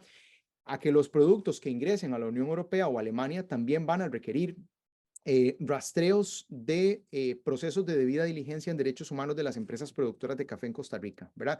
Entonces, ayer un productor que no estaba preocupado de si su producción afecta los derechos de las mujeres, por ejemplo, ¿verdad? Que son las menores propietarias en términos de industria de producción cafetalera, aunque participan en igualdad de condiciones en el trabajo cotidiano, en la producción del café, el día de mañana en el comercio con la Unión Europea, ya la Unión Europea le va a pedir a Costa Rica trazar y determinar cuáles son esos riesgos para los derechos humanos de las mujeres, por poner un ejemplo de titulares de derechos, pero podrían ser pueblos indígenas, migrantes, ¿verdad? Pensemos cómo el pueblo indígena Nuevo Buglé migra todos los años de Panamá a la colecta de café Costa Rica. Entonces ahí tenemos una población migrante, un pueblo indígena y además una población en situación de pobreza, digamos, ¿verdad? Entonces el café que nosotros exportemos a partir de 2023 va a empezar a requerirnos este tipo de revisiones. Perfecto, William. Muchas gracias por puntualizar en estas acciones y en este análisis comparativo desde el punto de vista de proyectos de RELAC. Hay otro comentario en el chat que tiene que ver justamente con esto que hemos estado discutiendo, la necesidad de fortalecer lo que ya existe y la exigencia de planes de acción, que realmente es un compromiso del país porque así está estipulado en la política pública, ¿verdad? La existencia de un plan nacional en materia de empresa y derechos humanos, ¿verdad? Esto es un compromiso que el país asumió en el año 2017.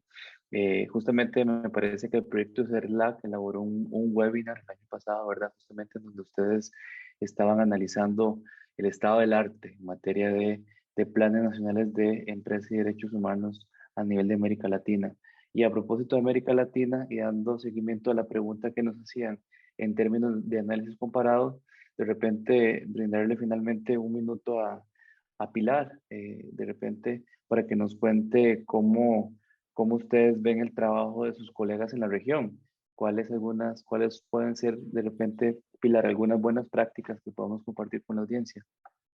Bueno, para serles completamente honesta, no hay PNCs en la región centroamericana, ni tampoco en la región centroamericana hay un país que sea miembro de la OCDE. Entonces, siendo completamente honesta, desde el PNC nosotros no hemos tenido ningún intercambio de buenas prácticas con absolutamente ningún país de la región.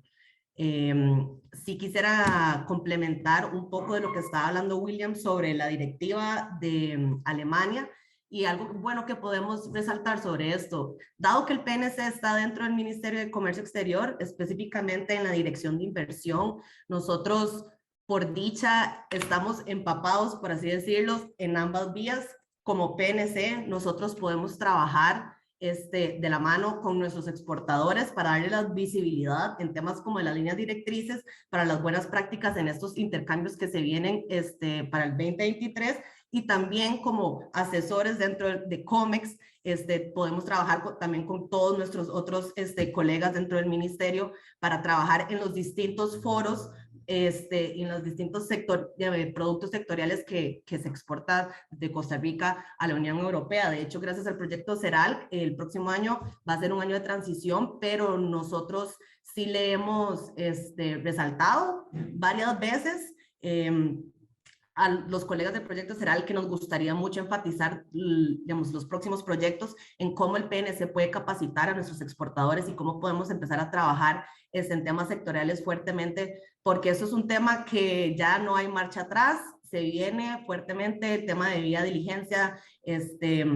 Eso en Alemania empezó, pero ya la Unión Europea va a sacar la guía sectorial de debida diligencia, entonces realmente se viene bastante trabajo en este tema y sí, y con esa pregunta, la pasada, si nosotros realmente no hemos tenido ese intercambio con otros países de la región, perdón, de la región centroamericana, con la región latinoamericana mediante la red de PNCs, ahí sí hemos estado trabajando fuertemente con nuestros otros colegas. Realmente la red de PNCs de Latinoamérica empezó desde el 2017, si no me equivoco, y nuestros esfuerzos, nuestros intercambios de conocimientos sí han sido súper fructíferos mediante la comunidad de práctica empresarial de empresas y derechos humanos.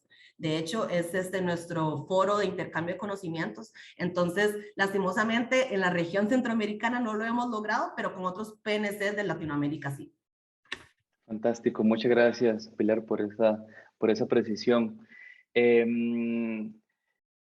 Y también William por acá nos recuerda algo muy relevante. Sí, efectivamente William, yo tampoco lo mencioné en la introducción.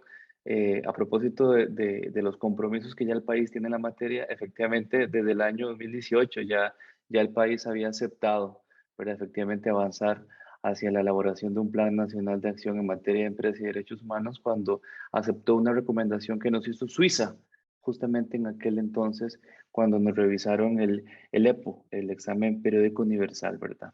Esto, yo sé que esto de las siglas y este es un lenguaje muy propio de derechos humanos, pero efectivamente tiene que ver con compromisos que el país tiene que avanzar porque ya digamos fueron asumidos a nivel internacional, de manera tal que efectivamente se trascienden administraciones, ¿verdad? Bueno, hemos llegado ya al final de este corto, pero muy productivo y muy interesante seminario web. Ya estamos sobre 1 hora y 40 y generalmente este es el tiempo que disponemos para los seminarios webs, aprovechando las recomendaciones que nos hacen de la Vicerrectoría de Docencia, porque no podemos abusar del tiempo de ustedes, no solamente de las y los invitados especiales, sino también de la audiencia. Con esto quisiera nada más agradecerle una vez más a Pilar, a Irene y a William su tiempo. Ha sido un seminario web muy interesante, muy informativo. Realmente nos permite reflexionar sobre una materia muy relevante, discutir avances, por supuesto, en dónde están algunos nudos críticos y nos dan también ustedes algunas luces y algunas ideas para seminarios en el futuro. Como muy bien indicas, Pilar, el tema de debida diligencia es un tema relevante y va a cobrar y está cobrando, digamos, mayor visibilidad día con día. Ese es un tema en el cual podríamos inclusive profundizar en un futuro seminario web en el próximo, en la próxima ronda, digamos, de eventos de docencia del próximo año. Hay otro tema por ahí interesante que nos recomiendan los colegas docentes de la Escuela de Relaciones Internacionales, quienes tienen a cargo los cursos de Derechos Humanos, los cursos de Responsabilidad Social, y tiene que ver con el tema de las pymes, ¿verdad? Es un tema relevante, cómo implementar procesos de debida diligencia con una visión que supere, como decíamos al inicio, las grandes corporaciones, ¿verdad? Cómo aterrizamos todo esto que hemos discutido en este seminario web en pequeñas y en medianas empresas. Y ese también es un tema relevante, inclusive para nuestra maestría en responsabilidad social y sostenibilidad en la Universidad Nacional. Con esto yo simplemente quisiera agradecerles una vez más a todas y a todos ustedes, a quienes nos han acompañado, a la audiencia, a la comunidad universitaria, a quienes nos acompañan de instituciones públicas. Por ahí también tuvimos el gusto de contar en audiencia con colegas de la AED, justamente que William nos mencionaba. Así que bueno, con esto agradecerles su tiempo, su espacio, deseándoles a todas y a todos muy buenos días. Que estén muy bien. Muchas gracias. Hasta luego. Muchas gracias por la invitación. Hasta luego, saludos.